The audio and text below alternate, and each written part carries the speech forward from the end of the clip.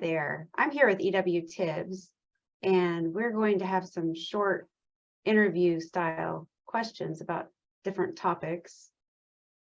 The first topic that we'll be talking about is the importance of creating a team culture that fosters engagement. So what would you say goes into creating an unbeatable team culture? Well, Claire, first, thanks for just taking a couple of minutes out of your day today, and really just to create a conversation about important topics.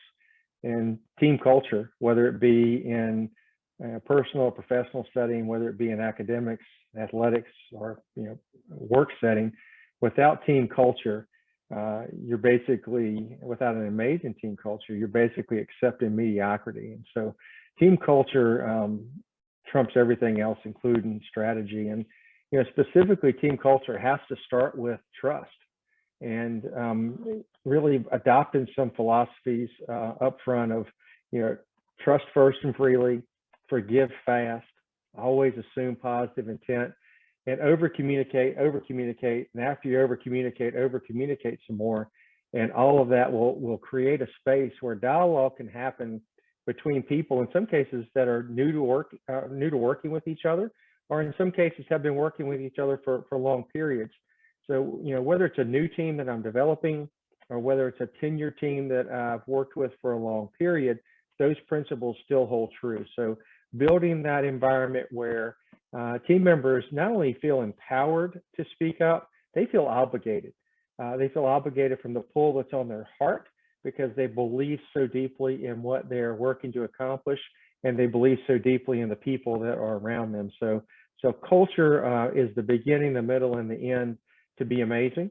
And I've been blessed to work on a number of teams, frankly, that have gotten it right. And at this point in my life, I've been around long enough where I've made my share of mistakes too, and I just try to share those freely to allow others to learn and maybe not make the same mistakes I have. That's so true. Oh, some very good points. So when you think about all of those things, are there things that you do to try to sustain that, once you've created that team, just keeping that momentum going? Absolutely. You got to spend time with people. And I think today, in today's world, or whether you're managing geography, whatever your challenge might be, we forget that relationships are fostered by spending time. I manage a fairly large geography in my professional world now across 3 states, hundreds of miles between the centers that I'm blessed to support. And, it requires some boots on the ground on occasion. You got to go to the work, you got to go to the teams, you got to support them in their element. That said, technology is such an amazing thing. I mean, look at how we're doing this today. We're a number of states apart, and we can just sit and have a very real conversation. But that's also because, we've known each other for a period of time. You'll start with technology if you don't have the relationship and the trust. So I balance technology and non-technology uses, but the most important piece is you spend time. There's no replacement for time, and that person has to believe that the only thing that matters to them in that time, or the only thing that matters to you rather, is them. And so you want to be very careful to carve out dedicated time. If there are an agenda of items that you need to cover, get that out in advance. Don't surprise people. Make sure you kind of understand what you're trying to accomplish, and get that from them. And also always create time at the beginning and the end. You want to connect personally. You want to make sure you know what's going on in their lives, and you want to ensure that you're launching them forward when the interaction's concluding, whether it's in person or whether it's virtual, such that you're adding to their day and you're helping to ensure their success. And when you do all those things well, it's just shocking what you can accomplish. This isn't rocket science. It's not complicated. It does require work, though, and I think that's where people miss. They're not disciplined to do it every time, and they start cutting corners, because it's easy, if things are going well, to forget how you got there. And when you stop doing those things that got you there, you slide. And I will tell you also, it's really hard to get it back, because getting trust up front, it's really not all that hard as long as you do everything right. But if you are perceived to break that trust, it's harder the second time.